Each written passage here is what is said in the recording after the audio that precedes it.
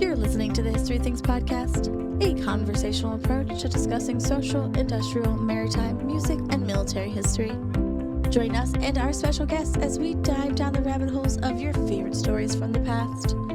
Follow the History Things podcast on Spotify and Apple Podcasts or online at Facebook, Instagram, and YouTube. Be sure to leave a review and a 5-star rating on your favorite podcast app. Pat and Parker are coming right up. Thanks for listening. I hope you enjoy the show.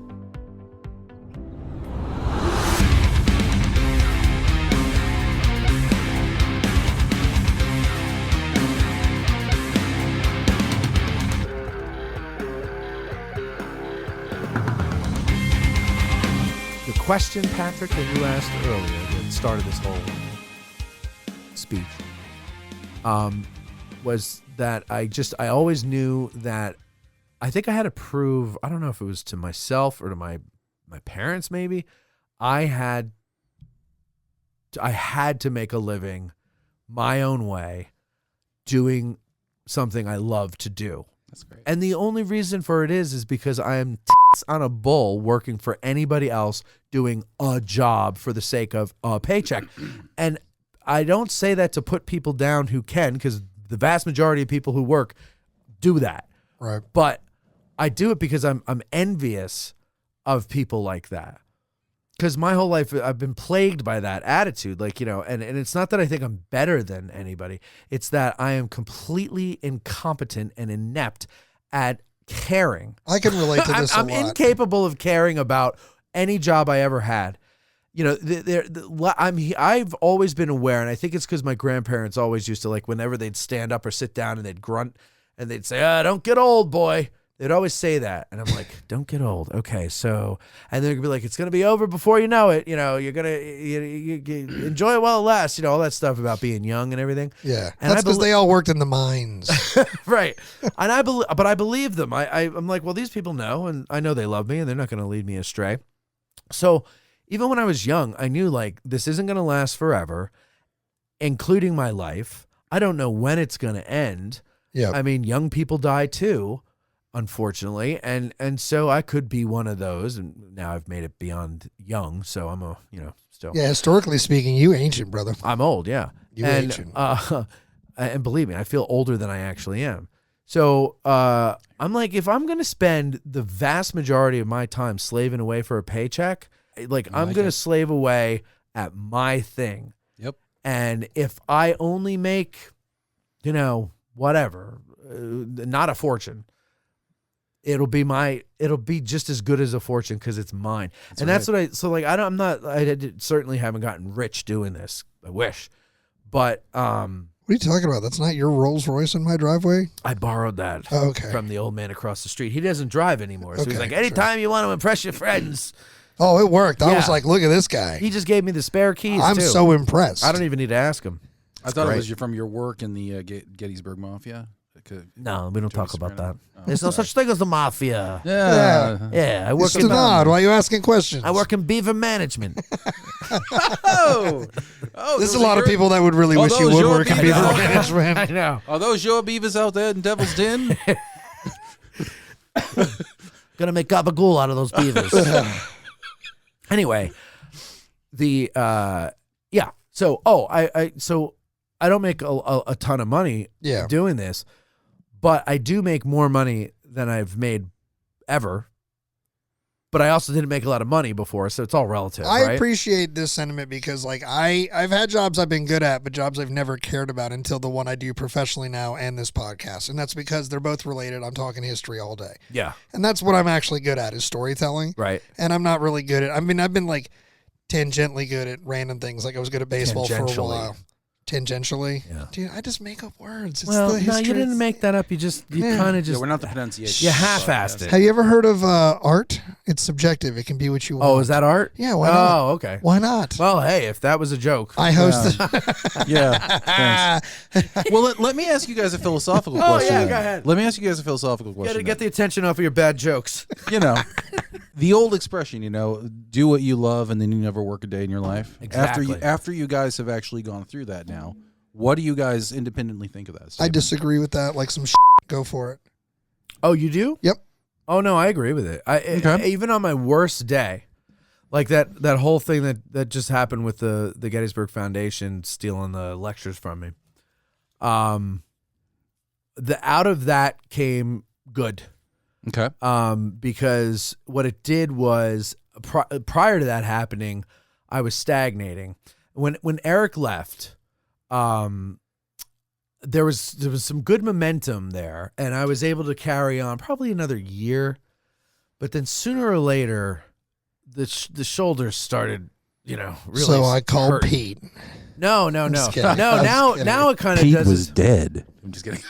Don't say that. Pete's a good guy. I'm joking. I'm bastard. totally joking. I apologize. No, no. I was just waiting for the show to take another dark turn. That's just, Give it time. I'll steer it there myself. I was like, I don't need your help. Okay, I know how to do this.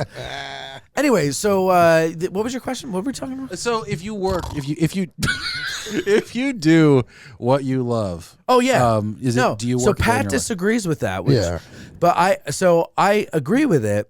But there is, life is not easy to begin with, right? So, Right. But if you learn to look at the bad things as good things, and this sounds kind of Peter Pan, but it's true. They tend to not keep you down for very long. Yeah. And like the thing I was saying with the foundation and the lecture videos, so at first that was like blah blah blah blah blah because that's what I was saying, because when Eric left, Eric came in and he was a tremendous help to me. Yeah, he stepped out of the woods. He had a vest on with tools in it. You're describing him like those grainy Bigfoot photos. That is exactly how Eric exists. He is a terribly shot, 8mm video in the 60s. He's the Patterson footage. Nobody has actually ever gotten clear footage of him on film, ever. Not once. It actually is exactly how I pictured in my mind, because the part of Culp's Hill where the part of Culp's Hill where he was the ground looks very similar to the Bigfoot video ground. And it was, but except it wasn't a bright sunny day. It was like a foggy. It was misty. a brooding day. It was a brooding day. Yeah.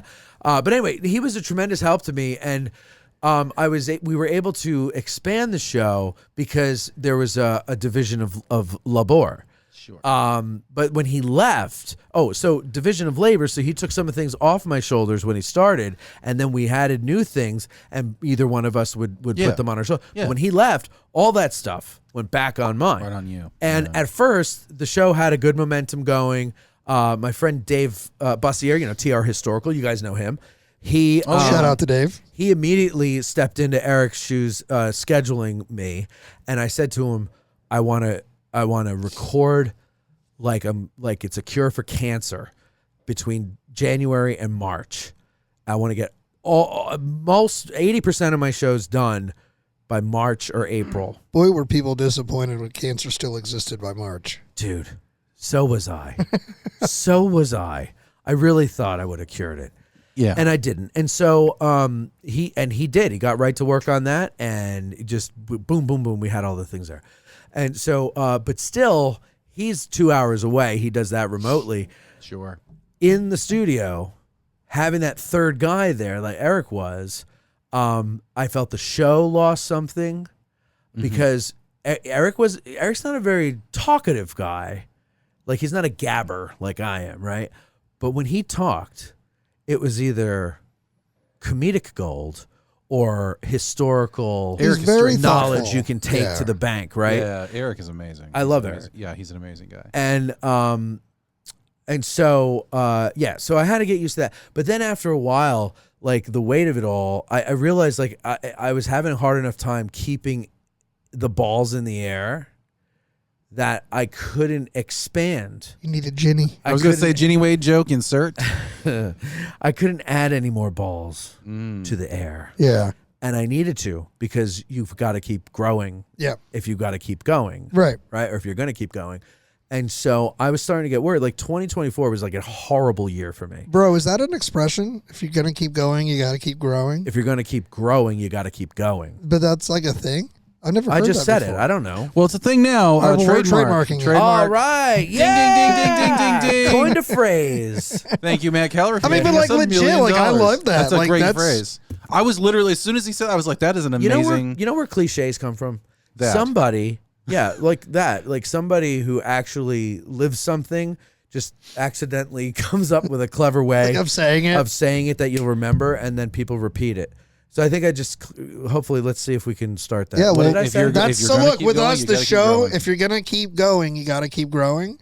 No, if you're going to keep growing, You got to keep going. keep going. I like the reverse of that. Yeah. But that doesn't make sense. If you're going to keep If you're going, going you to got to keep going, growing. you keep going. Yeah. Well, I guess they both work. It makes But perfect what sense. I'm trying to say is I'm trying to grow. All right, on your version of the show, you do it your way.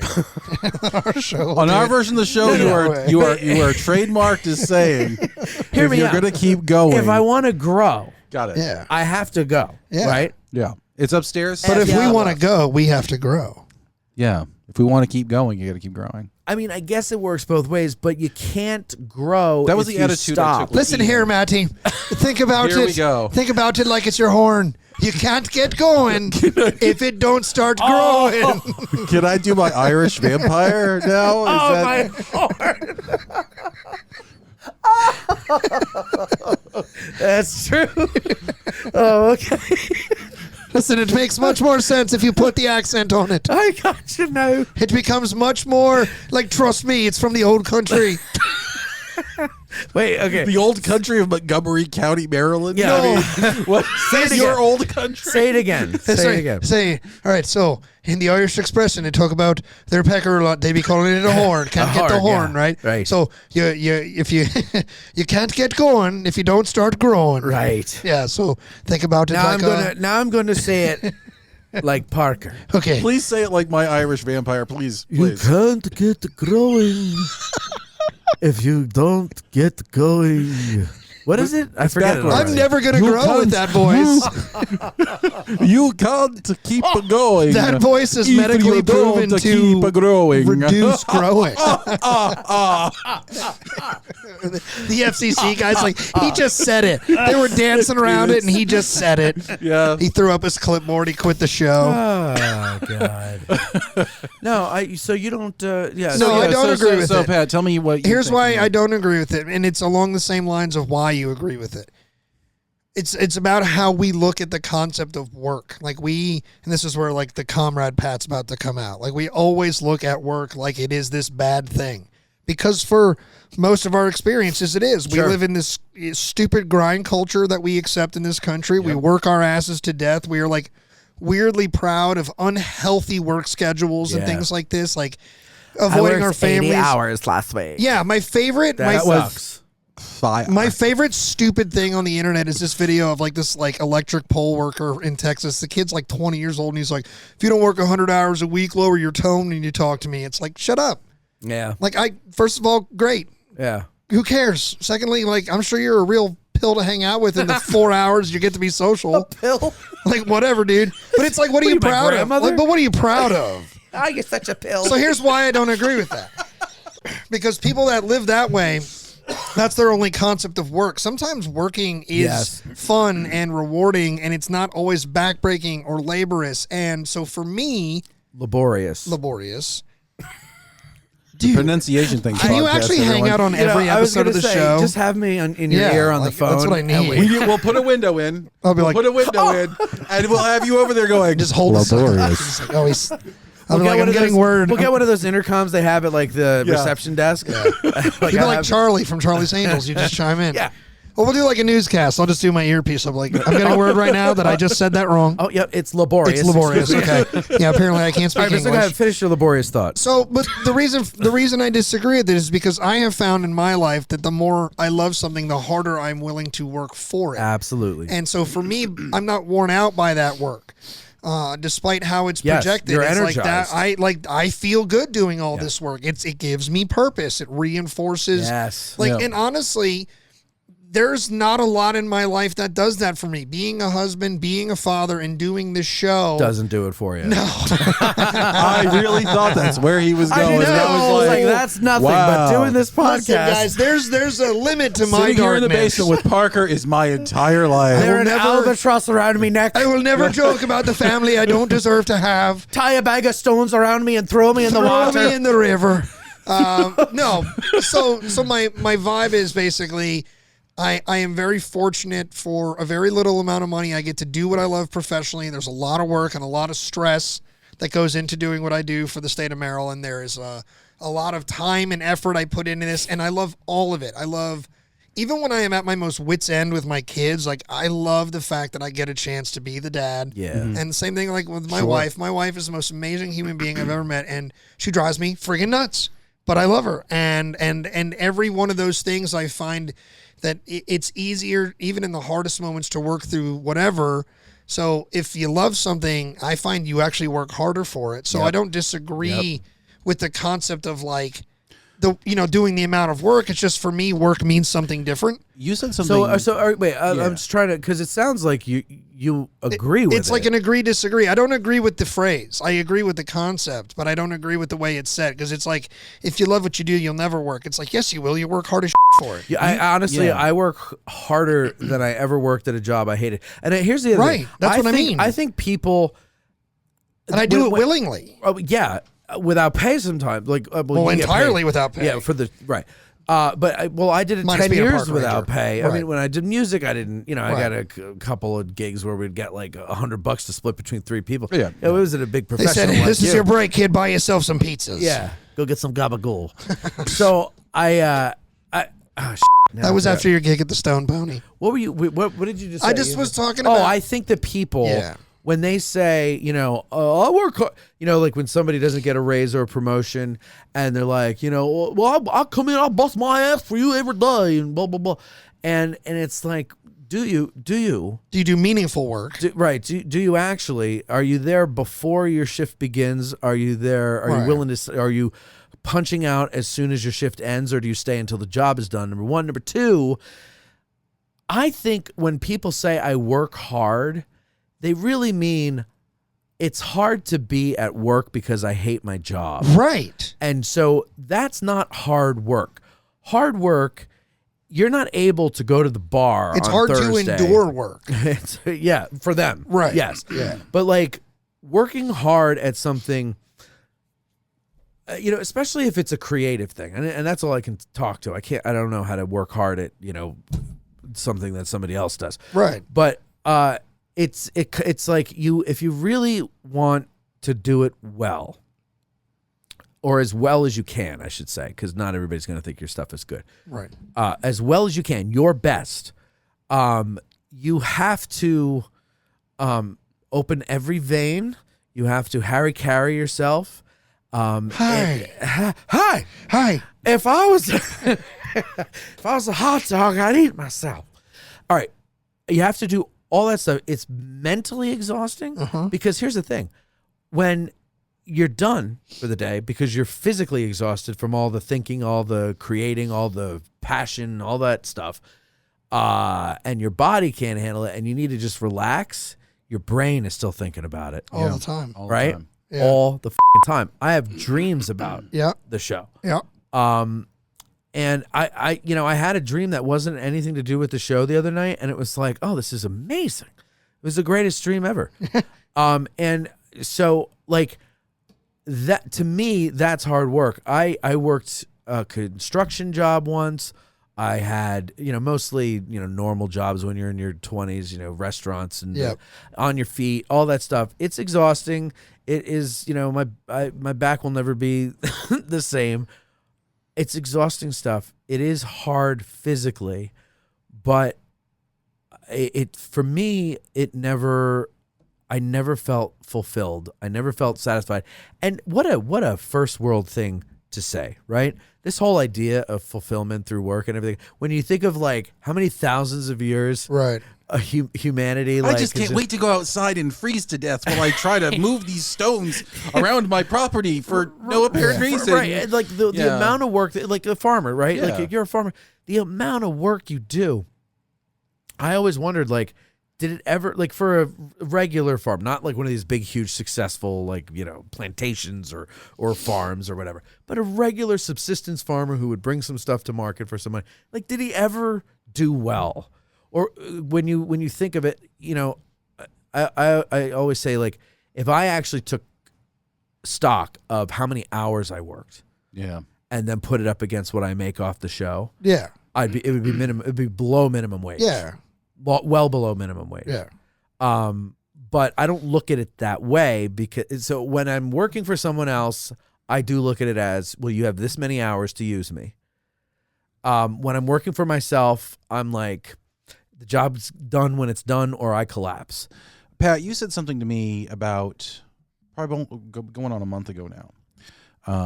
And you made a statement that none of these people who've ever found success or never achieved anything, none of this happened by accident. It's all the work. Oh, yeah. I don't believe in overnight successes. Yeah, and a lot of people success, that feel that way. And I think that's true. I think the work is really beneficial. I think legitimately, you're only an overnight success if you write a obnoxiously angry song and record it standing in the middle of the forest in West Virginia. Yeah. Yeah, that's the only overnight. That's the only possible overnight success there is. But think about this, north of Richmond guy. Yeah, but think about this though. He had to invest time in learning how to play the instrument. I'm just being a jackass. I agree, man. There's nothing. There's nothing. You seen his beard? It's red still. I know what you're saying. There's nothing that comes up, and when you get involved in something like this, you have to be, you have to be ready to put the hard work in. You ready? Well, that's why. Are you ready? That was your line. You should say it. Say it. No. Why? It's old era. It's out. Oh my goodness. It's out. Oh man. It's old era. Well, you talk about something about having to put the work in, right? Yeah. Now, not everybody has the same goal. I wanted to make a living doing this. Okay. Right. Other people start them, it'll be fun or whatever. Maybe in the back of their head, they hope that it would be like this runaway, unexpected hit, and they'll, that's what they'll do. But they would never admit it, But like, I've had people ask me for advice on how to start. And so I'll be like, well, I don't know how you should start, but I can tell you what worked for me. Yeah, and I highly recommend you try to do as much of this as you can. Yeah. Especially the record. So stockpile. Yeah. So like I like, okay, if you got an idea for a podcast, you want to do it. And listen, this is for everybody in the audience. If you've got an idea for a podcast you want to do, nobody knows that it's coming except you. Yes. So you have all the time in the world to make that first season good. Yes. Because after that, if it catches on and you have an audience, you're on the clock. You're on the clock, Pressure's on. and you are keeping your balls in the air. Yeah. And so what does that mean? That means here's what you do. One, you decide, what is my release schedule? Am I going to do it weekly, monthly, bi-monthly? What are we going to, so let's just say, for the sake of easy numbers, I'm going to do a show that comes out once a month. Okay. So how many months are in a year? 12. Okay. I'm good. like concerned at how deep of a breath you took right there. I was stalling. Okay. So 12. Wow. You are correct. So 12 months in a year, which means you're going to need how many shows for a year? 12. Good. Once 10 on the metric system. Yeah. Okay. On the deck a year. Deaths a year. So plan out your shows. Plan out what you're going to do for each of them, and think, like, let's say you're doing a history show, right? Okay, so I'm going to start the show. My January show will be whatever. February show will be whatever. And you keep going, and they go, well, you know what? December's Christmas. Maybe I'll do a Christmas show, like we used to do with Matt, right? When Matt would come on, Sure. that one year, we would do the big holidays. What did they do in the Civil War for those holidays? Matt, come on. That was a good and tell episode, us by the about way. it. That was great. There were several of them. Thank you for listening to them all. Oh, yeah. So okay. But there's one in particular that I'm thinking of. Well, there's I know he did several, but I think the one that people listen to most is the Christmas one, that's the one I'm or the thinking Thanksgiving one. of. It's I a don't Christmas one, the one I'm thinking of. Anyway, so record them all at your leisure. Yes. Yeah. Okay. Then edit them the way you want to edit them. and then you schedule them on your podcast publisher. Yep. And then release. Now, they're all scheduled. They're all ready to go, right? They're in the background. They're working for you while you Go to work again. are recording season 2. Yeah. That's right. Yeah. And That's you right. keep doing that. Why do you do that most? Because A, you're not getting paid for this. This isn't your job. So that Lather, makes it rinse, a repeat. hobby. Yeah. And what gets in the way of hobbies? Life. Job, wife, Yep. kids, dog. You got to take care of your parents because they're ailing. You know, whatever it is, life gets in the way. Yep. Alien So if invasion. you take 2 months and you book 12 guests, or you record 12 shows, whatever your format's going to be, you'll have it all there. Too many people that asked me for that advice. I was like, okay. They got 4 episodes in and they thought they had the greatest thing in the world, or whatever the itch was. They got impatient and they're like, we got to put this out now. We got to put this out now. And they put it out, and then within a year, it's like, what happened to your show? It's like, oh, we're taking a break, or oh, we were out of time, or we just he's got this and I've got that, and okay, and then there's no show anymore. And not that they were any good to begin with, but they tried. You gotta keep at it, Because life will get in the way. That's one thing that we've Absolutely. Well, I we've mean, we learned. see this It in will our, happen. in our directly very humble pond that we both live in. Like, our podcast came to life within a year and a half of each other. So, like, we're from the same era of starting something. And how many people started alongside us and are either in indefinite hiatus or permanently ended. Or where we're just wondering, Prison. where are you? Like, Yeah. there's posts that haven't been made. Like, but like, where, we were for a lot of reasons, but there's, you're talking about this discipline, this organization. Like, you gotta, even if you're going to do it like we do as a hobby, you got to treat it like with it's some a job. respect, like it's a job. And yeah. that was the thing when I was only doing it as a hobby, when I was learning how to do it. Yeah. All those years, those 10 years, I always treated it like it was a job, because it was what I loved to do. So if I died and no one ever heard my name, and I never amounted to anything, and I never did anything, and I still kind of feel like I haven't amounted to anything yet the way I want to, at least there will be a record of something I did, and people can listen to it, and those with who would get it would hear it and go, oh, this guy wasn't that bad. But you have to treat it like it's your job. And the other thing is, in those 10 years, I learned like a lot, right? I really learned how the equipment works. You have to learn how the equipment works. Yes. Yeah. And even though like it sounds so stupid, it's like, why do I need to know the difference between a condenser microphone and a dynamic microphone? Because people have different voices. Right.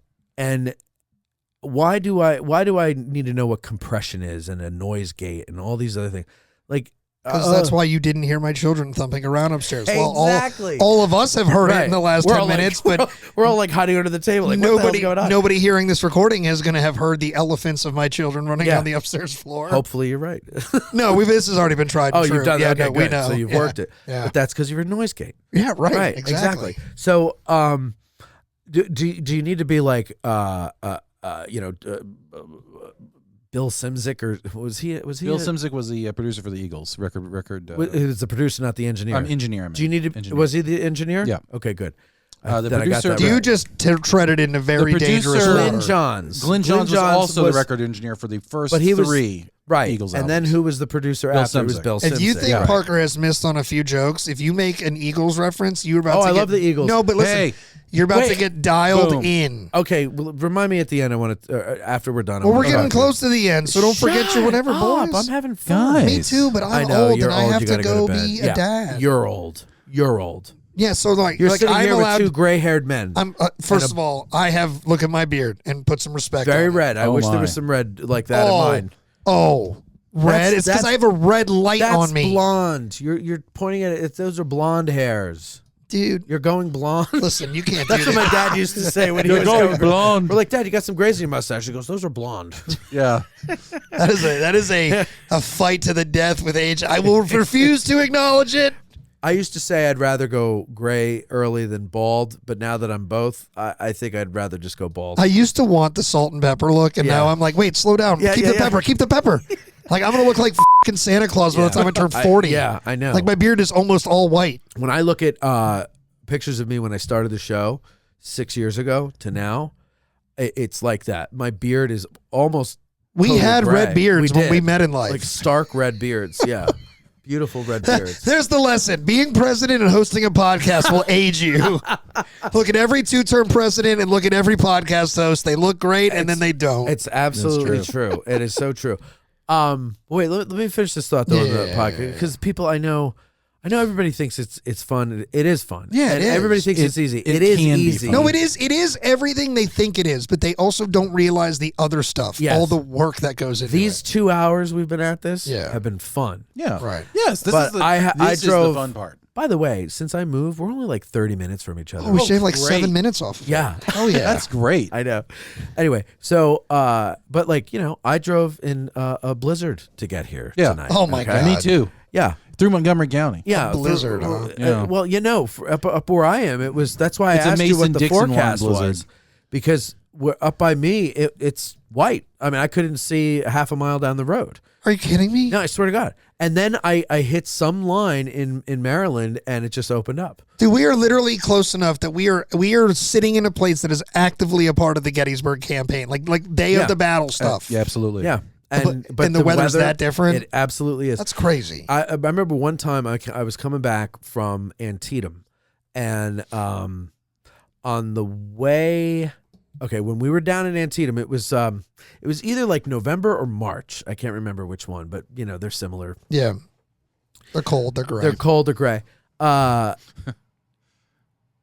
we were down at Antietam, it was 70 degrees. Beautiful day. We crossed the mountains to get back to Gettysburg. It was snowing.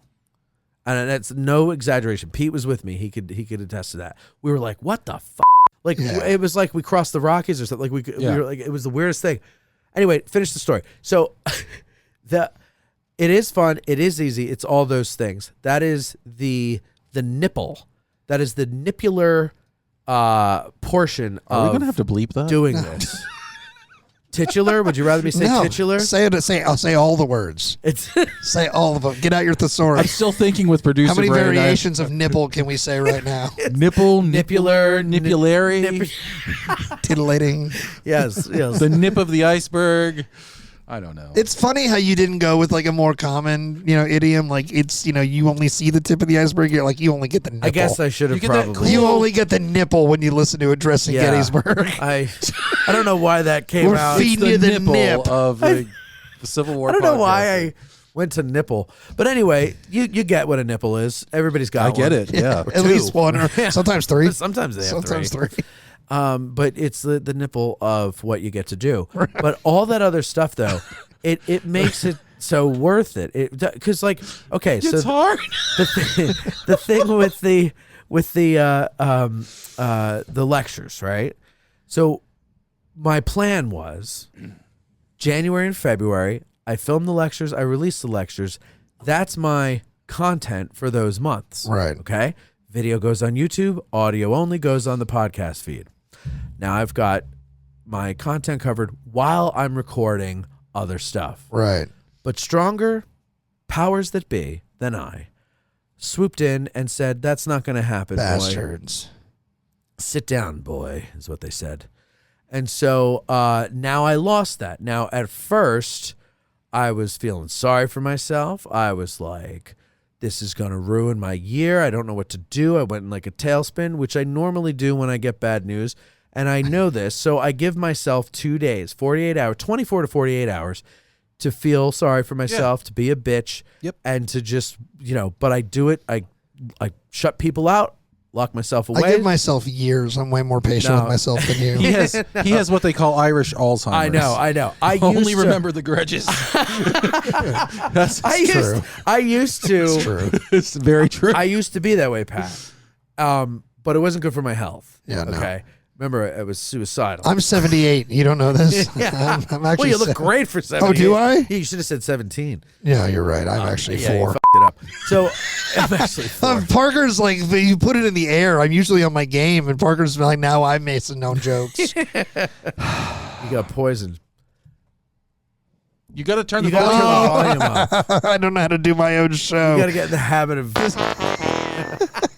Where'd you get that? Producer Parker just took back over, folks. All right, I love go it. for Anyway, it. so Producer Parker on the fart sound machine right there. There we go. All right. okay. All right. Short Right of where the, we left the it. short of it is that I have I took those 48 hours and then I said, okay, nothing I can do to change that. That was Yeah. out of my power. The people that made the decision of it's the federal government and a multi-million-dollar nonprofit, Yeah. right? You could just say a bunch of douches. Well, yeah. Well, Yeah. but I repeat myself. Yeah, right. So, but what am I gonna? What can I do? Right? Nothing. I can't change their minds. For 48 hours, you get to live in this, and then you're like, I have an opportunity. So, thank you. So I say, okay, how do I come out better than I would had that stuff remained? Had I, if I were to do that, the lectures again this year, what can I do that will put me in a better situation than if I continue to do them? And so I thought about it, and I had a few ideas. And one of them is actually for next January and February, because it's going to take a year to put it together. Yep. But it's I actually lost my confidence last year with the show. Once I started to feel the weight of Eric not being there, and I was like, oh, back to the growing and going. Yeah. Like, I can't grow this while I'm alone. Yeah. And so I started saying, I need to find another Eric. I don't know where to see. Like, Eric was like a godsend who came out of like nowhere. Like the Bigfoot out of the woods. Like the Bigfoot out of the woods. And it's like, that doesn't happen twice until it did. And then I go to Culp's Hill, and there's Court He's walking around like in the Bigfoot. woods. Well, I go to a function at the college, and this guy comes up to me, and he's like, Matt Callery. And I go, yeah, hey. He does talk like that. He does. And he's like, oh, yeah, Court Maker, how you doing? I love your show. I listen to it a lot. So we get to talking, and the next day we have like a 5-hour conversation and a music, like very similar, like with the way we are, just like all the same sensibilities, similar background, loves history, wants to do something creative with history, and loves the show. And he's moving to Gettysburg. He's like half in Gettysburg and half in West Virginia now. And he wants to come on. But that was like a month after I had a conversation with my friend Mike, who I've been after to join the show for like 2 years, because he's very funny, but he also knows a lot about the Civil War. And so he had some personal things that he had to straighten out first, but then he called me one day and he's like, straighten out all the shit, everything's going good now and everything. I go, great, now you can come on my show. And he goes, actually, you know what? I'll do that. I'll do starting in January. We'll do it. Oh, you got a co-host? Like, great. So no. Oh. So now it takes 2 people to replace Eric. Okay. Yeah. Compliment. Which is, yeah. Right. But they both have the humor and they both have the knowledge like Eric did. Not the same humor, not the same knowledge, but right. a deeper breadth of knowledge than I have, or a wider breadth, whatever, more knowledge than I have, which the guide exam proved to me. So, Wow. It was awful. So that happened before the lectures were stolen. And that made it easier for me to go, well, okay, I can pull myself out of this because now I have help again. You got like a team. I got a team, and they're eager. And one of them has a degree in marketing. And so like these things that I've been saying, the marketing thing I've been saying for like 2 years. Yo, you hiring? You hiring, dog? Well, let's see if the marketing works. If the marketing works, yes. Yeah, okay. If the marketing works, I'm starting a network or something, and we'll all do it. But No, so so I have a release schedule strategy for this January and February, which actually one of my listeners in Australia I was telling him about the whole thing with the lectures, and he goes, you know what you should do, mate? Oh, he said, you know what you should do there, mate. Yeah, I can't do that. That's the one accent I can't even come close to. Here's the only thing I could say in Australian. Ready? Nor. No. Nor. Getting my completely terrible Australian accent going. All of my Aussie friends down there will probably be absolutely fucking furious with me right now for doing this one, but like, I'm with them. You can't be, because you're jealous is what it is. That's really, why mate. I'm You're more furious, jealous. Because I can actually do for Americans, I can do a fairly decent. Yeah, not a lot of Americans can do an Australian Or you accent. can roll it into the bit of the Scottish. You know, you can roll it if you start to roll your R's into it, laddie. That's easier to do. Yeah. You just roll it, but it's all descended from the Empire, dude. I have to find Penny. Yeah, that's from Lost. They were found though. They were just found, to be clear, but then they were lost again. Oh, but then they were found, but not by the people you wanted. I'm back out. Oh, there was a lot of. I'm back out. Right, I'm out. So he goes, why don't you, he's like, you have a lot of old episodes that I guarantee you new listeners haven't gone back and listened to, because most people probably listen from where they find you on. This is a great minds concept, because we were literally like, what are some things that we did in seasons 1 and 2 that like we learned, we want to expand on, we haven't visited in a while, we had fun with. You can always go back. And our listeners haven't heard in 3-5 years. Well, I was looking for a show in my archives, and I put a search, on YouTube to find all the shows, or to find the show, and I put in whatever term it was, and like 3 shows came up, each with a different guide. So we've done the same topic before, but you have a different guide, you have a whole different show, because everybody, they all focus on different things, and they think different things are important. They have a different perspective or analysis and stuff.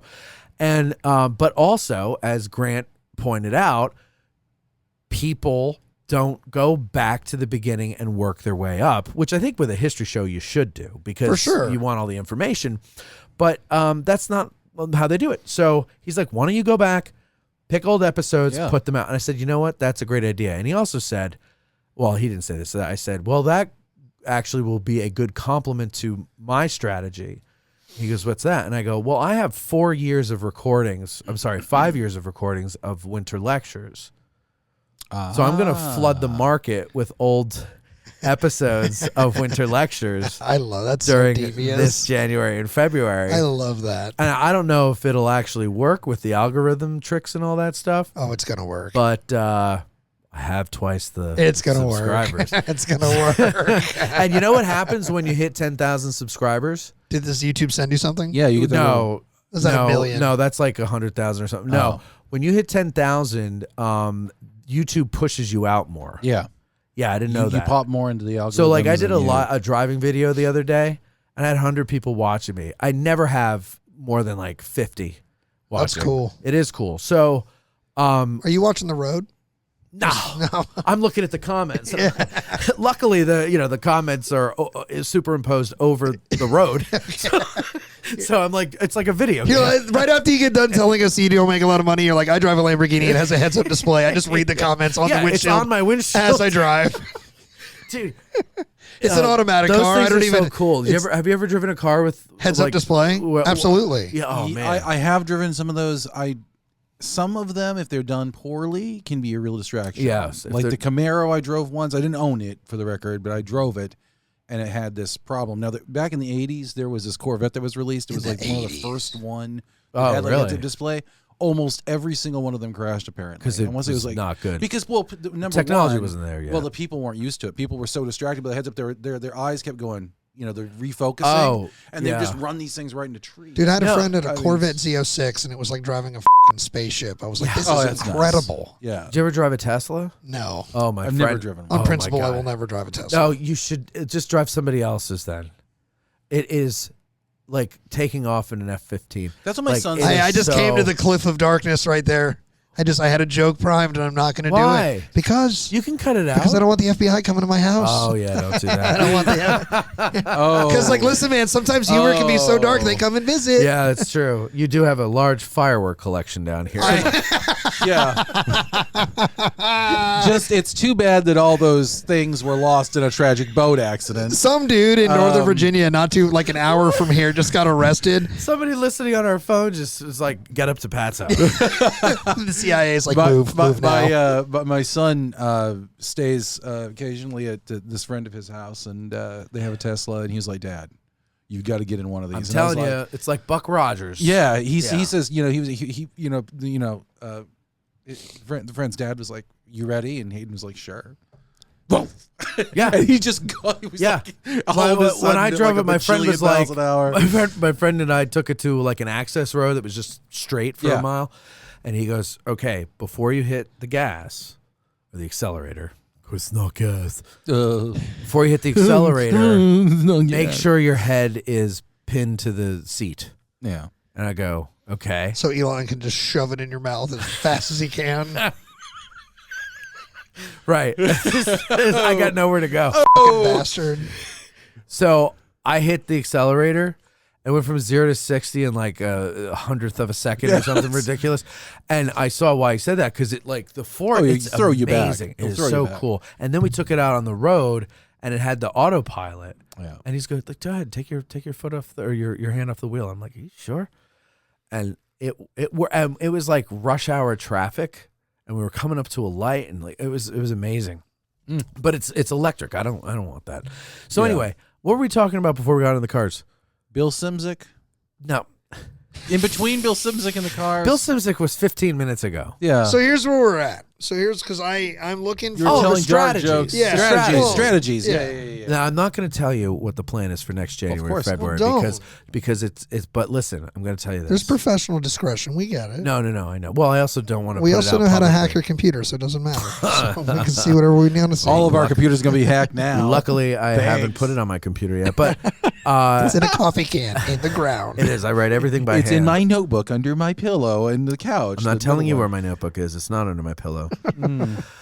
Anyway, yeah. My point is that you have to be able to improvise. You got to roll with the punches. And the thing is that once you find an audience or an audience finds you, it's less and less your show.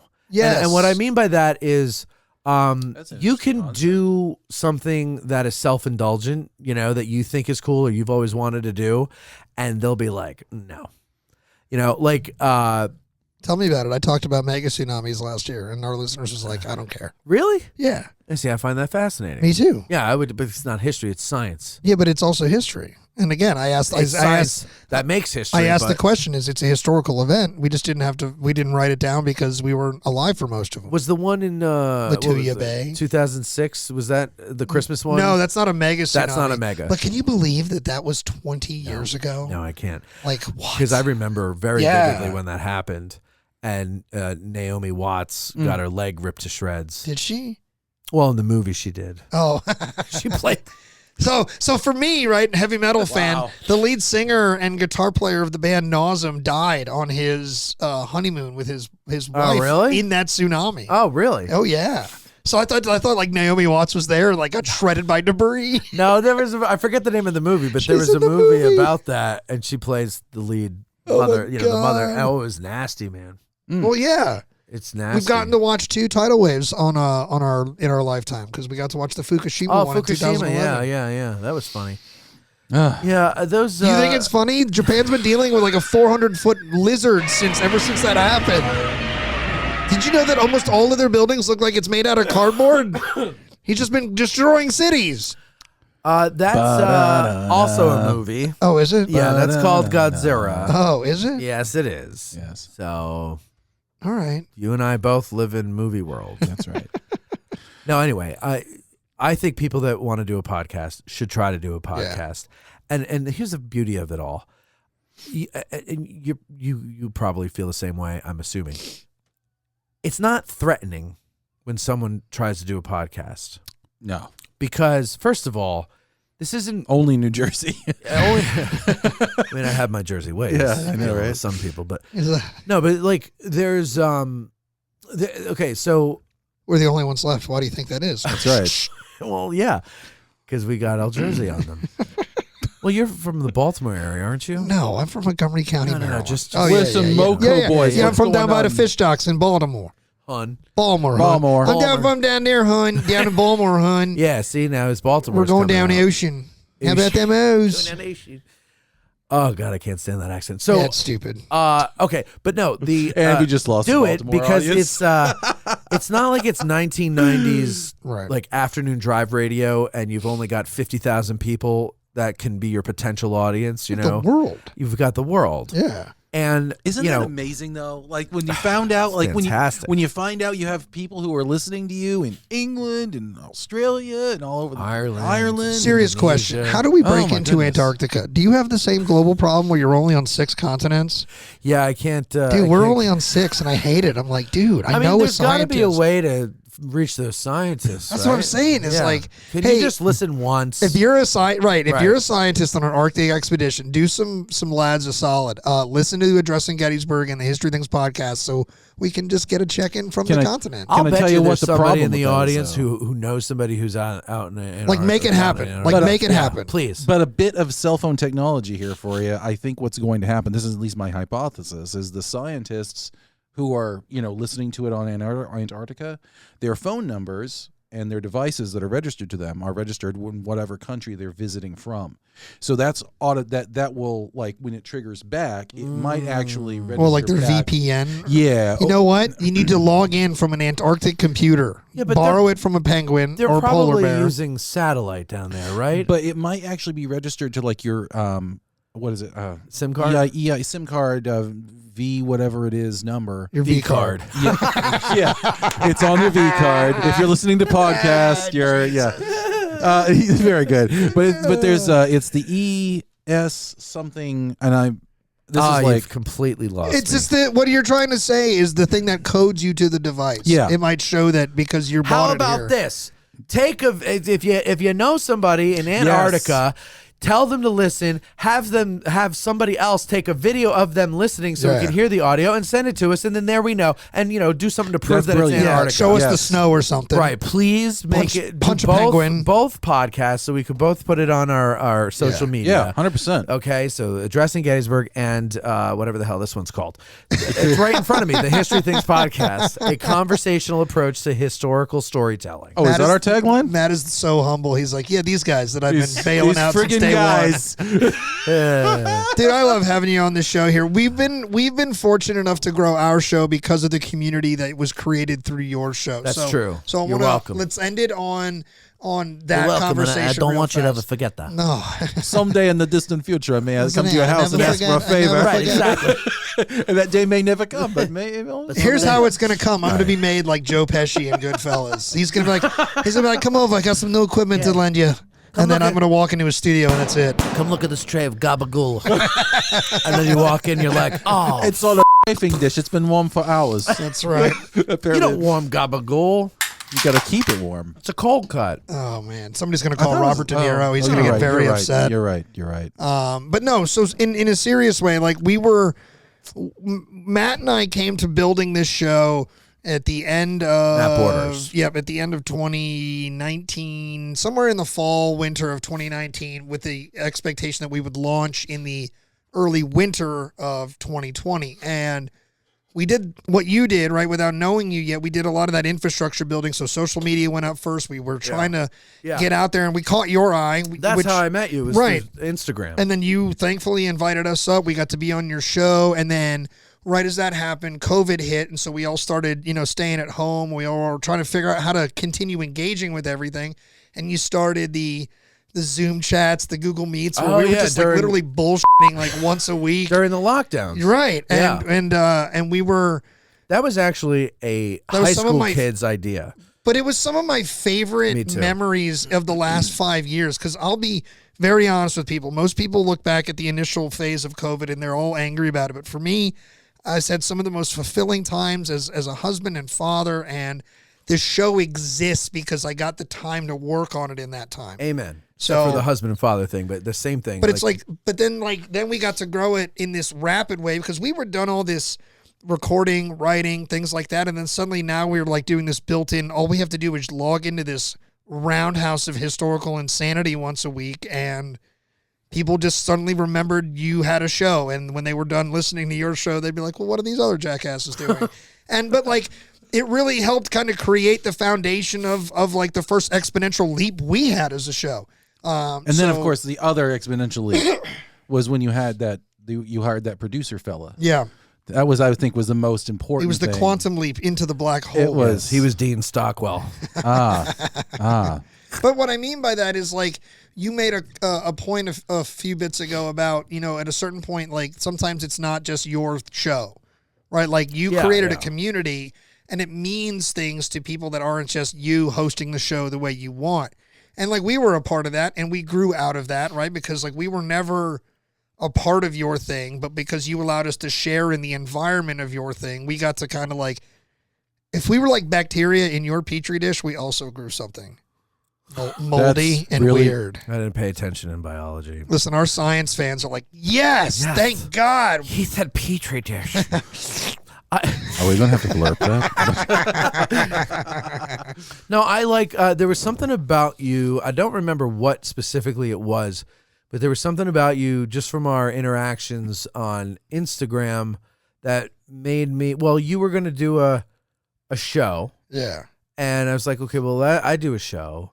And I had just started it. And I knew because from all those old shows, we had 1 month where we had over 1,000 downloads. And that was because we had this guy, Kevin MacLeod, he does royalty-free music, and it's in everything. Everything. We probably use it. Absolutely, you do. Everybody does. Thank you, Kevin. Yeah, no, honestly, like it's a huge library of stuff, and he's just very. I mean, he makes money doing it, but he's also very like, go ahead, use it. Yeah. You know? Anyway, so we got him to come on the show, and you know, because he's like this big name and. In that world, we had like 7,000 downloads that month. That was the most we ever had. Most, you know, prior to that, it was like 350. All right. Okay. So when I started the show and I saw I had 1,500 downloads in my first month, and then it was lower in the subsequent months until I started putting out the Ask a Guides, but it was still higher than I had in my previous shows, and we weren't putting anything out. I'm like, okay, I think I'm onto something here. And then I had been recording all along Patreon episodes because I was at the end, December 2019 is when I launched Patreon. Right. And everybody who joined got 12 episodes right away because I had banked them.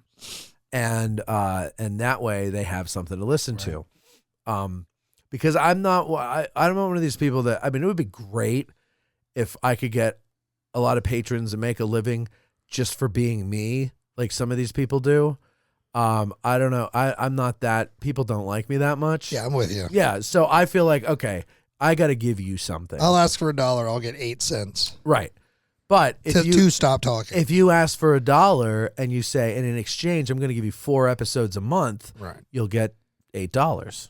It's true. Okay. So anyway, so that's what I did. But I always, and I think I said this at the beginning, I always wished that there was someone in the field that I wanted to get into who would see something in me and say, come on up, boy. Yeah. You know, and not like make my day or make my career or whatever, but like just give me a start or give me a little something extra that everybody else doesn't get. But that's a pipe dream. Yeah. But I always said, if I'm ever in that position, I'm going to do it. Because it'll make me feel good and it'll help those other people out, hopefully, if they have the follow through. Because that's the thing. You got to have the follow through. Yeah.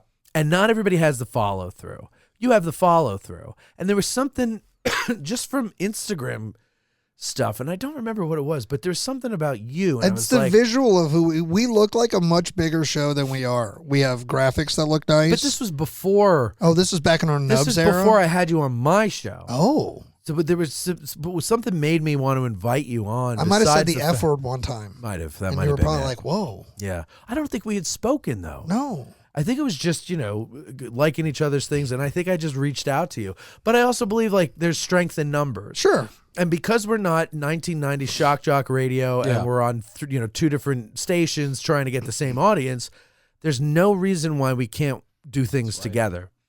And it's only going to benefit both of us. So I already had an audience. It wasn't huge, but it was an audience. I wonder if we've ever benefited you. I know that we have benefited from you because, this is my favorite analogy for this very serious moment is, there's a lot of people that like to help, but they do it so they can put it on camera. Like, look, I'm giving. But no. But look what you were saying. But no. If people really understood how much help you've been to our show. You're listening to it now. Well, yeah. So I'll put it to you like this. Here's my favorite part of how gracious you've been. You have either just kept it to yourself and we only talk about it. The only way people know is because we talk about it on this air, or unbeknownst to us, you're sitting there drunk in Gettysburg. They only have what they have because of me. No. Yeah, there's some version of that where that's probably happened. You're sitting there and you're like, you and Scott Hartwig, and you're like, you son of a bitch. You went on their show only exists because of me. Which is not true, but that is, you've helped in ways that might be perceived as true because our audio experience from day one. No, I have to tell you, I genuinely like you, and I'm married, by the way. I know, unfortunately. To Parker. To Park, yeah. If they listen to your show that we were just recently on. Oh, that's right. That's right. No, I genuinely like you, and I Do you like me? you're growing on me. Okay. You were stronger at course the I beginning of the episode. Okay. All right. Matt's very good on comedic timing, and you missed twice, so you lost points. But also like I'll do better next time. Of all the people that have come over to me, which you didn't, No. but have come up to me and been like, "I'm going to do a podcast," whatever. Except for my friend Colby. You and Colby. Have you met Colby? Yeah. Okay. You and Colby, I think, actually have the talent, and so. And then I like you both as individuals, and you too, Parker. Thanks. And so I don't mind doing it. And also, like, this microphone here that I'm speaking into now, Yeah. when I started doing a podcast, my friend Mark gave it to me, and he said, here, I don't need it anymore. You're going to need it now. Great. So you use it. And then that board back there, the old board you used, my friend Pete and I, when we had the podcast, I was dead broke. He bought that board. But when I came down to start this, he's like, you're using it. You take it. And I was like, well, I'll pay you back once I start working. He's like, don't even worry about it. This is my contribution to your. So people have been good to me. And so I just believe you just do it to somebody else. And unless somebody brings it up like you just did, you don't talk about it. I don't have any, there's no reason to have that drunken conversation with Scott Hartwig because I don't have any resentment towards you at all. I honestly. Those bastards. I'll tell you now, my dream. My dream. Art was like, why are you at my house? What? I thought you invited me. Yeah. Scott. He's like, if you don't leave, I'm going to call the cops. Scott, wait. How long have we known each other? Like 3 minutes? No. So, I forgot what I was going to say, but it was very. Oh no, I have this like pipe dream in my head that one of these days when the lottery's up to $500 million or $1 billion, I'm going to win it. Yeah. And what I'm going to do is buy a building in Gettysburg, and I'm going to build a really, really, really, really, really, really nice studio. A really nice studio. Best studio you've ever seen in your life. I'm going to sink $100 million into it. This is the only time, and you're the only person that can do that on this show. And not even me has been given clearance to do that on this show. Well, I just slipped into it. Yes. And it's not very good, so it took like 30 seconds. That's what Robert E. Lee said to Ginny Wade. All right, you got it. You're back. That was a callback. That was good. That was great. And that's how you went over Matt Callery. Yeah. Oh my God. Anyway, sorry. Don't gloat because you'll lose it. That's true. It's true. So, no, so I win the $1 billion. I build this really great state-of-the-art studio and everything, and I also create a history podcast network. Yeah. And and so I've taken a great interest in watching your progress. And you, young Skywalker. We will watch your career with great interest. Because and that's one of the reasons why I always just say you got to do shows that are more than once a quarter. Yeah. Because I was trying to, I didn't want to say, but I was trying to get you to do more stuff so that when I do win the $1 billion and we can do this, you will have a backlog that we can use, because I wanted to. Well, I don't want to give it all away. Dude, a couple of different times we've put out weekly shows. Like we just did weekly in December, and it was like the best thing ever. I loved it. It was one of the most validating months we've had. Yeah, and now I think you should continue to do that. I mean, that was a lot of work, but like, yeah, we're getting there because we went from quarterly on your suggestion to monthly, and that was an amazing suggestion. But getting that put through was a fight, so I got it done right, and then it like paid off. Like now we're a monthly show, and people love it. Yeah, and we've done like 2 years of being a monthly show, and like honestly, I couldn't imagine not doing. I'm like, I still want to do more, but I couldn't imagine doing it less. So, do you still? We're slightly more than monthly. We're slightly more regular than monthly, because we guaranteed one, and then sometimes you get a bunch of bonuses. You don't have to. Like, I didn't start out doing. I think we do 10 shows a month now. We do 4 Patreon shows, 2 Ask a Guides, and then 4 live streams every fucking month. And but we didn't start doing it. I didn't start doing it that way. You know, it was, so would you say that the live streams are your favorite part of podcasting? They actually Our listeners want to know. Those are my favorites because you have a 7-second delayed like interaction with the audience. So it's as close as immediate as you're gonna get. Yeah.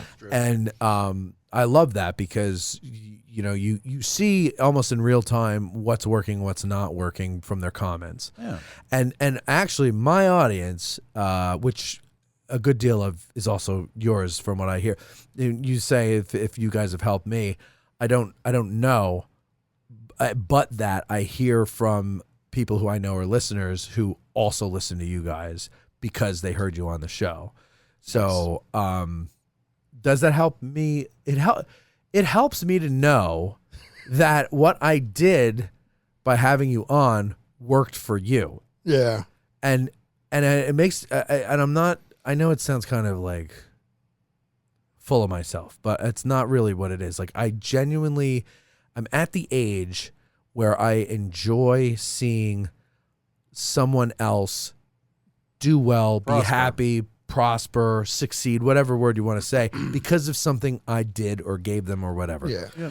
And it's also, I'm also kind of at the age where it's like, there's an idea that I have, and then I see somebody else do it. Like I don't get resentful like I used to when I was younger. Now I'm like, I'm glad it's being done. Right. Like because it's an idea that I wanted to see, and I couldn't bring it to the world, but this person does, and that's fine. So here's the analogy I have for that. I love the band Pantera. Yeah. And almost nobody realizes that Pantera is a complete knockoff of a band called Exorder. And I did not know that. And most people that don't listen to heavy metal will care. Like most people won't care about that, but like Pantera's singer is from New Orleans. He's the only non-Texan in the band, and he grew up in what Pantera style metal would be long before. Like people don't realize Pantera was a glam band. Like the famous singer that they had in the 90s and 2000s was the second singer, and when they existed originally, they were like hair metal, spandex and hairspray and ridiculous. Phil, the singer, was a little bit of that, but he was also into these like black metal bands, Satyricon, Venom, like that. And so he grew up listening to Exorder and like loved their sound and basically cloned it in the new version of Pantera. And Pantera is like successful Exorder, and nobody knows it. If you put on an Exorder track, you're going to be like, this is not Pantera? Like they sound identical. Okay. I will be fine. Despite what people think about me, I will be fine being the Exorder of historical podcasting. You're like the guy that Led Zeppelin stole all those songs from. Like 100%. But unlike them, I won't sue anybody just because and this is something that I guess my eyes open to in the last year more recently is people think they own things in historical context, and it's a really weird concept for me. Like I made the joke, we're the Antietam guys, right? Right. And that's a joke, but like I don't, there are people that do feel that way in life. Like they are like, this is my story. Or I'm not gonna say who, but or this so and so owns this plot of land, so it's their story, and it's like, yeah. what? No, I know. Yes, there.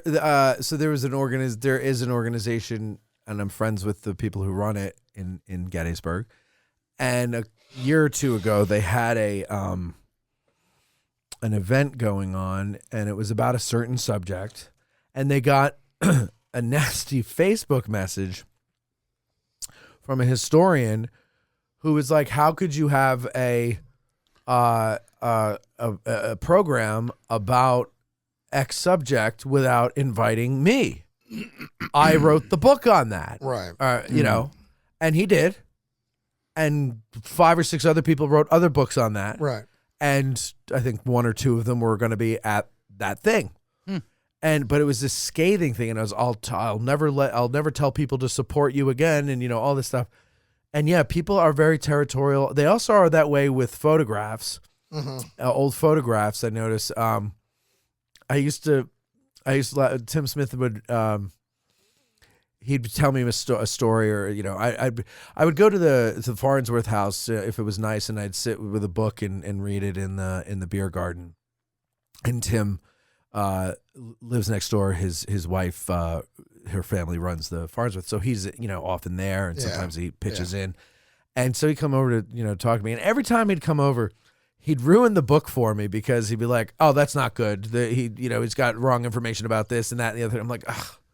And I'm the type of person where it's like, if I know something is wrong in a book, I can't believe the rest of it. Yeah. Right. And like simple things, like if you I've done misspell that. canon. I started reading one of the, I forget what book it was, but it was, you know, Gettysburg book. And in the first chapter, the word canon was spelled in the musical sense, or in the, you know, or the religious sense with one N. Yeah. And I was like, if you make that mistake 3 times like you did in this first chapter, I can't trust the veracity of anything else I read in this book. Yeah. And it's a little, you know, quirk of mine. But anyway, I remember one time we got to talking about some book that I had, and he was telling me why he didn't like it, which is one of the things I love about Tim, is like he will not mince words. Sure. Like, you know, and so he was telling me, and he said that they stole a picture of his for the book. And I go, "What do you mean?" Because it was an 1863 photo. I'm like, "What do you mean?" He's like, "Well, I own the original, and it was never published until I put it in my book. And then these people lifted it from my book and put it in their book." That's definitely public domain by now, right? Well, no. See, that's the thing. And copyright is a tricky thing. Okay. So and I'm not sure how it works with ancient photos, but like his claim was that he owns the physical photograph, and because he was the first to publish it, he owns the copyright of it. And I his think copyright that was hasn't his expired yet, because he published it. yeah, relatively- like not 75 years, I think it is, Sure. right? Yeah. And so I think that was his argument. But my understanding from when I dabbled with photography and videography is, if you're the photographer, the photograph is yours, but the photographer is dead. So if the photographer is dead and the picture's over 75 years old, who's coming for that copyright? Right, but the thing is, it's not the copyright of the original tintype. It's the copyright that he published it in his book, and they took it from the book. See, so and then I've had other discussions with people I know that like to collect photos, and we've talked about the copyright thing, and they get very territorial. It's like, I have the original photo, and then they, you know, it's like, well, then how did they get, you know, like, so, and I don't really understand. I do understand being territorial, because I was when I was younger. I mean, it's full also of a piss and human vinegar. thing. It's very human thing. And there are times where like I'll see somebody on YouTube who doesn't live within 100 miles of Gettysburg, who visits Gettysburg and does a little walking around holding their cell phone out. Who the know. fuck are you? Yeah, this is my turf, kid. You know, and It's my island. and I send them a box of bloody gabagool. That's right. You know, and like, they go, "Don't ever come to Gettysburg again." I found a bloody microphone under my mattress, or under my blanket. Lifted up the pillow. Yeah. But you can't get territorial with that stuff because, I mean, look, it is tricky because on one hand, I believe that history belongs to nobody. Right. Okay.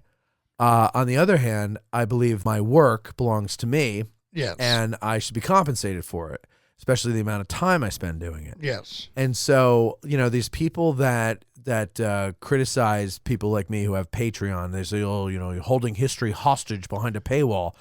Well, what is a book? Right. What is a book? What is a college course that you pay? None of it's free. You can go engage in the history somewhere else. What you're engaging in is my packaging of it for you. Right. Dick. And the other thing is like, the Park Service doesn't charge for tours. Right. But they get paid for it. You're just not paying them directly, but you are paying them because your taxes pay for them. Yeah. So like everybody has to get paid for what they do. Nothing's free. No, nothing is free. And so like but I also understand the mentality, like, cause I believe that when possible, historical information should be free. The compilation of it should not, because that's somebody's work. Right. Yeah. Right. Yep. But like, like that's why when we do the Get Out of the Car tours, we try to keep them free because I don't want money to be an obstacle. So I'll pay for the guide, and it's, business write-off. But I don't want money to be an obstacle from people coming and connecting with their history. Well, it's like publishing a book, and that costs money to buy, but you can reference my book in another writing. Oh, like yeah. The you can information is now reference. available Yeah, sure. for referencing. Of course. The information then becomes, in a way, free. You can buy my packaged version of it, or you can put in your own time and effort to find my information somewhere else, Remember Matthew Lesko? Yes. So I actually... Oh, yeah. Yeah, I used him as an example when I was having a phone call with the guy from the Gettysburg Foundation about them doing the lectures. And, there was a point where he was trying to use the holding history hostage behind a paywall argument. And I said, well, first of all, I don't do that with the lectures. They're free for everybody, number one. And number two, because he's saying, that information's in those podcasts. My argument was like those lectures are in the public domain. This is what I was told by the park. They can't tell you can't record them. And he said, well, right, but that doesn't mean it's yours to go and sell. And I go, no, that's exactly what it means. And I go, do you remember Matthew Lesko? And he goes, it sounds familiar. And I go, he's the crazy guy doing the commercials, and he had like the Riddler jacket on with all the question marks. He goes, oh yeah. And I go, all he did was find information that's publicly available by the federal government and compile it into a book so that you knew where to look for different grants. That's all he did. Yep. And he made millions of dollars doing that. And you absolutely can take something in the public domain, record it, compile it, whatever it is, and put it out there. It's literally What's a book? That's literally the definition of public domain. Exactly. Like, that is literally what the Right, definition of public domain is. Right. Stupid guy. I mean, sorry, not sorry. No, I mean, you're right. That's literally what it is. It's public domain. It means the public has domain over it. And Matt, you can do whatever you want. Yeah. I got one last question for you before we get out of here. And for we'll the let you night. go because I have to pee. Yeah, one last question. You've been doing this for how long now? 8.5, 9 years? Like with Justin Gettysburg? 6. 6. Okay. It'll be. Wait, hold on. Help me do math. I like 7 yeah. at least. 2018, March of 7 2018, I started. Right, we're in 6. You're in 7. That would Well, make sense. if you start in 2018. So I started the Instagram in March of 2018, and then I released the first episode of the podcast on June 6th, 2019, D-Day. That was on purpose. And that was really good. thank you. Yeah. It was my D-Day. And so it depends on how you want to count it. The Addressing Gettysburg endeavor started in March of 2018. Only in launch context, would you change anything? What would you tell your 2018 version of yourself, like, do this differently or do this better? I would tell my 2018 version of myself what I tell anybody who asks me for advice, and that is have your first year in the can before you release it. So I had my first 12 Patreon episodes in the can. but I didn't have my first 12 free episodes in the can. And in my case with those narrative episodes, what I should have done was written the whole story of the Battle of Gettysburg first. Because what happened was you kind of become a victim of your own success where you can't keep up. Gotcha. And so I stalled writing and recording and editing those on June 30th, the day before the battle, with the idea being the next 3 episodes would be July 1st, 2nd, and 3rd. I've yet to finish writing July 1st, and I started that 3 years ago.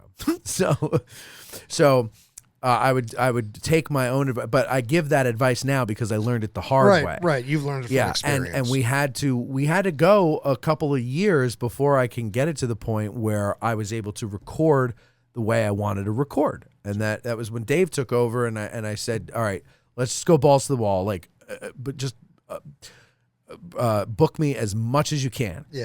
Between these months and everything, because, and I'm not, I love to do it. I love to sit and talk to people, and so it's exhausting. Yes. But it's I mean, it's fun. It's like a lovely exhausting. Like I love doing this. Yes. Right. Yes. A lovely exhausting. Matt, I am excited that we've got to hang out as much both on and off mic as we have in the last few weeks. It's been it's been fun. It's been a good couple. You got to come see the new house. I'm sad I missed the holiday party. You were not kidding when you were like it was short notice. I know. I was I'm like, sorry. well, I definitely cannot make that with children. It's hard. Well, you could have brought them. Could I? Yeah. See, my wife and I are looking for a thing to do without our children. Well, by all means, we'd rather you not, but nothing against your children. It's just, it's well, because you can never. I understand. You can't, because the parents can't relax. I understand. And we want to relax with the parents, So we'll have a time where you guys can come up for dinner. So as we get out of here, an invitation for you. We're going to do 2 St. Patty's Day episodes this year. 2. And hopefully, and we're going to trial it because the goal will be to, if it's successful, we'll do it. This is how we'll do it going forward is we'll have a serious offering. Because last year the year before, we had a fun offering. We hung out with you and we absolutely had a riot here on the podcast. We did. We had a bunch of crack. It was a great time. But then the next year we didn't do that. We went and did a very serious conversation about the Easter Rising 1916. And so what we realized was like, I want to do both. Like I want to have a serious chat about Irish history, but then I also want to have like a tavern experience. So for the very first time, legitimately, we're going to open the History Things Tavern. We're going to create a bar top. We're going to invite you and some of our other history friends and like literally come up, pull a pint. Love it. And the logic is not logic. Do they have to be Irish friends? No, anybody can come because everybody's Irish on St. Patrick's Day. That's true. But like the purpose, not the purpose, the criteria of coming is you either have to tell me 2 good jokes or a historical St. Patty's Day story.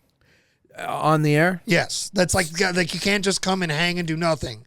So you either got to like at some point on the show hit me with a joke or 2 or you got to come up with like a short Irish story. Jokes are hard for me. Are they? Yeah. We laugh all the time. No. But that's conversation. Jokes are hard for me too. Just go apparently. Google one. Just go Google it. No. But then I always screw it up. Write it down. Nah, then it's not as good. But like the goal is like we're gonna do it. I have one. Actually, I don't want to put this on mic. I'll tell you. It's not a secret. Okay. I'll keep from you, but I don't want all of our listening ears out there to be like, oh, I'm gonna snipe that. Yeah. Again, like you can snipe it after I do it and make it better than me. That's all fine. But I want to do it first. Let him snipe it. Yeah, but I want to do it first. So like, I understand. I'm gonna keep it here first. But you know what, Pat? You got to start shifting that from. It doesn't matter if you do it first. You're gonna do it better. Yeah, you're right. They're not going to do it better. I'm going to dominate. You're going to do it better. You know what? And I think we know because of our old friend there who steals ideas. You can't steal an idea. I can't believe you mentioned them better on this show today. Huh? We don't have to do it again, but I can't believe you mentioned them by name on this show today. Well, I mean, when somebody does a good, I agree. When someone does a mitzvah, I agree. A mitzvah? Wait, what's the word I'm looking for? No, not a shanda. It's a mitzvah. Yeah, you've done me a mitzvah. Yeah. When someone does a mitzvah, you got to give them credit regardless of what they turn out to be. That's when true. they break out the gabagoo for you, credit is due where it is due. So credit to you, man. You have been a pioneer in this. We have gratefully followed in your wake, at times stood on the shoulders of giants with you and alongside you. It's been cool to kind of be learning from you and be a peer simultaneously. when Very our kind of you. listeners, Thank you. when our listeners catch up with you, not just on the airwaves, where are they doing it on social media? Instagram, Facebook. We're addressing Gettysburg.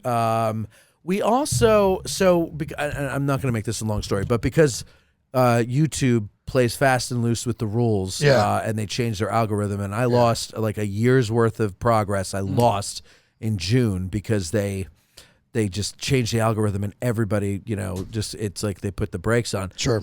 And so someone had said to me, you should start an account over on OnlyFans. No, Rumble. Oh, And that was one of those YouTube alternative platforms set up when people were being censored on YouTube for talking about COVID, and it tends to be more of a political thing. Yeah. And I don't really work it that much because but it's just a bit another of the Wild thing. West, from but, what I understand. Well, it is, but it's a free speech platform, and Sure. they have some limitations. But like we did a live stream with Eric Dorr.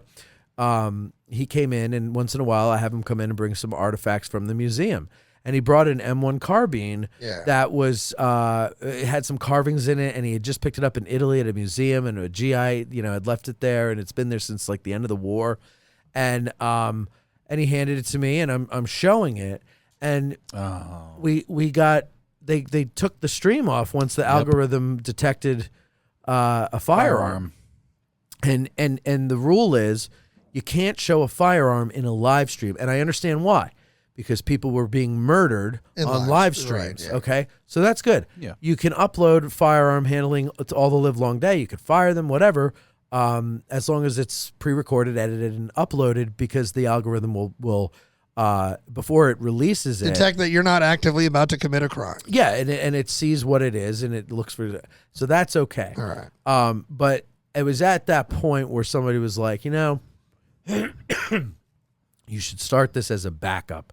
In case anything ever goes afoul on YouTube, then, go over there. Problem is, I don't really work it because I try to avoid politics the best I can. Sure. Yeah, sure. It drives me nuts. Yeah. But anyway, it is there. So if you're over on Rumble, eventually I'm sure something will happen and we'll get over there.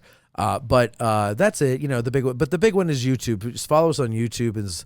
That's where I do most of my communicating nowadays. Of course, we have a Patreon account, which is patreon.com/addressinggettysburg.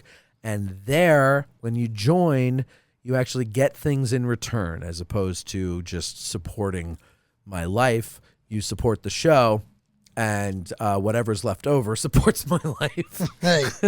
Hey, nothing is free. Yeah, which as a for-profit business, not much is left over because you have to pay taxes. That's right. 100%. Love when you come down, man. Doors always open. We'll see you at St. Patty's Day when the tavern's open. What are you drinking so I know to stock it? Well, I got to drive, so I'll stick with beer. I like stouts, but I don't like Guinness. All right, so you got to tell me something to pick up because I stock Guinness in this house. I'll have it. You know what? When in Rome. Oh, all right. When in Dublin. Ireland. All right. Yeah, this is going to be Little Ireland every year around St. Patty's Day. Okay. Oh, my goodness, guys. I'm exhausted. It's always a riot when you come Thanks, down, Pat. Matt. I had a ton of fun. For our guest today, Matt Callery, for my co-host, Parker Russell. We are into Season 6, 2025. Happy New Year to all of you. Thank you for riding with us through 5 seasons, and put on your helmets because we are now beginning the battle charge. That is Season 6. We love you. We will catch you all later. Drive safe, everybody.